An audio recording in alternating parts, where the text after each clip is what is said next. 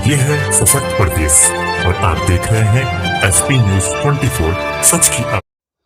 Janata Dal United Uttar Pradesh Bharat के दो महापुरुषों भारत से अलंकृत पूर्व प्रधानमंत्री स्वर्गीय अटल बिहारी वाजपेयी एवं स्वर्गीय पंडित मदन मोहन मालवीय की जयंती को पूरे प्रदेश भर में जदयू उत्तर प्रदेश के प्रदेश अध्यक्ष अनूप पटेल के नेतृत्व में धूमधाम से मनाया गया। इस अवसर पर मुख्य कार्यक्रम जनता दल प्रदेश कार्यालय लखनऊ में आयोजित किया गया। कार्यक्रम में जनता दल यू के पदाधिकारी एवं कार्यकर्ताओं ने दोनों महापुरुषों के चित्र पर माल्यार्पण कर उन्हें नमन किया। लखनऊ में कार्यक्रम की अध्यक्षता वरिष्ठ सचिव डॉक्टर जितेंद्र सिंह ने की। कार्यक्रम का संचालन महासचिव संगठन भैया हरिशंकर ने किया। पूर्व प्रधानमंत्री स्वर्गीय अटल बिहारी वाजपेयी को याद करते हुए प्रदेश अध्यक्ष अनूप पटेल व उनके प्रधानमंत्री काल में किए गए कार्यों को याद किया गया। क्या कुछ कहा प्रवक्ता के त्रिपाठी ने, दिखाते हैं लखनऊ से खास रिपोर्ट। रहे उनका जन्मदिन बड़े धूमधाम से मनाया गया।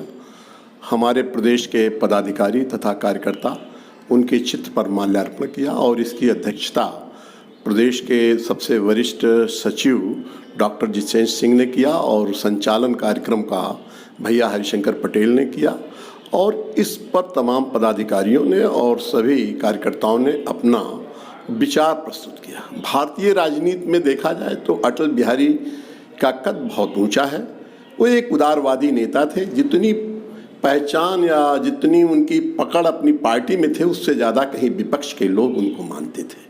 उनका ये मानना था कि देश की सेवा ही सर्वोच्च सेवा है और उसके लिए उन्होंने कभी पीछे मुड़ करके जीवन में नहीं देखा।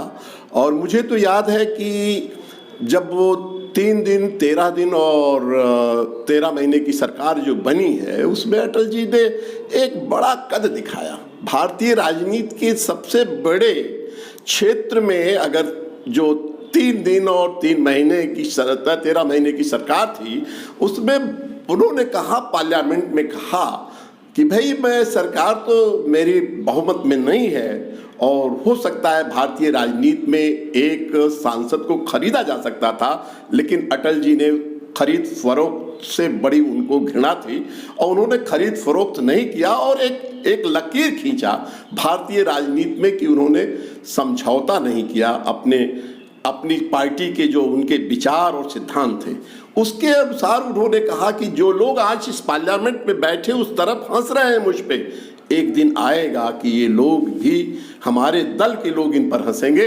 वो भारतीय राजनीति में आप हो रहा। दूसरा सबसे बड़ा उदाहरण उनके जीवन का जो है पोखरण में जो उन्होंने परमाणु विस्फोट किया, पूरी दुनिया ने उनके साथ कहा और दुनिया के लोगों ने प्रतिबंध लगाया, अमेरिका रूस तमाम देशों ने, लेकिन उन्होंने खड़े होकर के भारत को आत्मनिर्भर बनाने का काम किया। ये भी एक बड़ा मिसाल का काम है। दूसरा, उन्होंने यूएनओ में 77 में जो भाषण दिए वैश्विक स्तर पे, वो भाषण आज भी उनको पूरी दुनिया याद करती है।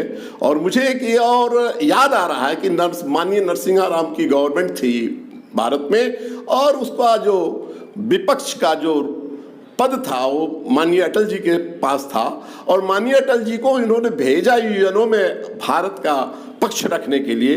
पाकिस्तान ने वहां देख करके अचंभा हो गया कि भारतीय राजनीति में कितना समन्वय है पक्ष और विपक्ष में। ये भारत की भारतीय राजनीति, ये उनके लिए आज के दिन मैं जनता दल यूनाइटेड की तरफ से उनके चरणों में श्रद्धा सुमन अर्पित करता हूं। आने वाली पीढ़ी से यही करता हूं कि भारतीय राजनीति में जो शुचिता, ईमानदारी, वो सभी लोगों में आए। यही उनके लिए सबसे बड़ी आज के दिन श्रद्धांजलि हुई। जय हिंद, जय भारत, जय समाजवाद। देखिए, उत्तर प्रदेश हमारा गठबंधन बहुत पुराना है और ये गठबंधन के संयोजक जो रहे जॉर्ज फर्नांडिस रहे, जो अटल जी के साथ कंधे से कंधा मिलाकर चलाया। उसके बाद माननीय नीतीश कुमार जी ने भी गठबंधन को बहुत आगे बढ़ाने का काम किया। भारतीय राजनीति के जो गठबंधन का धर्म है वो पार्टी ने हमारे निभाया। 2002-2007 में उत्तर प्रदेश में गठबंधन के साथ चुनाव हम लड़े, लेकिन इधर हमारा जो गठबंधन बिहार में चल रहा है वो एक गठबंधन पूरे देश के लिए या पूरे देश में उस गठबंधन को लोग स्वीकार्यता बहुत है। और उत्तर प्रदेश में भी जो हमारे राष्ट्रीय अध्यक्ष ने कहा है कि हम गठबंधन के साथ उत्तर प्रदेश में चुनाव लड़ेंगे, तो हमारे राष्ट्रीय स्तर पर इसकी चर्चा बातचीत चल रही है। सीटों का गठबंधन का जो प्रश्न है वो हमारे केंद्रीय नेतृत्व तय करेंगे। भारतीय जनता पार्टी के साथ जदयू का गठबंधन रहा है और हम 2022 का चुनाव उत्तर प्रदेश में गठबंधन के साथ लड़ेंगे। हम गठबंधन का स्वागत करते हैं और जो बिहार का गठबंधन है उसी तर्ज पर उत्तर प्रदेश में भी गठबंधन रहेगा। सर एक चीज़ और चीज़ आ रही है नज़दीक कि चुनाव की डेटें लगभग बढ़ती जा रही है, तो ये ओमिक्रॉन जैसी बीमारी वायरस की वजह से लग रहा है। क्या लगता है हाईकोर्ट के आदेश पर क्या चुनाव बढ़ाना उचित है या वोटिंग कराना? देखिए, ये बड़ा अच्छा प्रश्न, मौलिक प्रश्न उठाया है कि ओमिक्रॉन का पूरे दुनिया में इसका आक्रामक रुख देख करके बढ़ता जा रहा है। इस पे हमारे उच्च न्यायालय इलाहाबाद ने जो टिप्पणी की है उस पे हमारे जो आपके जो चुनाव आयुक्त हैं उस पे विचार करेंगे, क्योंकि ये हमारे दल से कहने से चुनाव होगा या नहीं होगा ये कहीं हमारा मुद्दा नहीं बनता। ये मुद्दा सरकार का है, प्रधानमंत्री का है और चुनाव जो आयुक्त हैं ये उनको देखना है कि हमारा चुनाव उत्तर प्रदेश में होगा कि आगे चल करके होगा। लेकिन मेरा अपना मानना है कि इस बिंदु पे जिस तरीके से ओमिक्रॉन देश में बढ़ रहा है उस पे विचार करके ही अगला कदम उठाना चाहिए। ये जनता दल यू का पक्ष है। तो कहीं ना देखा जाए जो रैलियां हो रही हैं लगातार, पार्टी लगातार कर रही है, इस पर हाईकोर्ट को कोई एक्शन लेना चाहिए नहीं? देखिए, हाईकोर्ट का अपना एक दायरा है। हाईकोर्ट को उसी दायरे में काम करना है न्याय के स्तर पर, क्योंकि ये न्याय का पे विचार तो होना नहीं है। इसके लिए हमारे यहाँ इंडिपेंडेंट जो बॉडी है, चुनाव आयोग जो बना हुआ है, उसको इस पे निर्णय लेना है। वो हम सब कुछ कह सकते हैं, लेकिन निर्णय तो चुनाव आयोग को लेना है और चुनाव आयोग जो निर्णय करेगा वो भारत सरकार के साथ विचार विमर्श करके ही करेगा। उसी पे निर्णय होगा और जो निर्णय होगा हमको मान्य होगा। सबसे पहले तो मैं स्वर्गीय अटल बिहारी वाजपेयी जी को तहे दिल से नमन करता हूं और मैं उनकी एक कविता को आपके सामने प्रस्तुत करता हूं।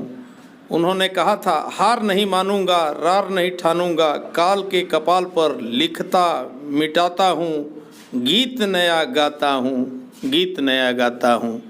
इन्हीं बातों के साथ पुनः मैं अटल जी को नमन करता हूँ, प्रणाम करता हूँ।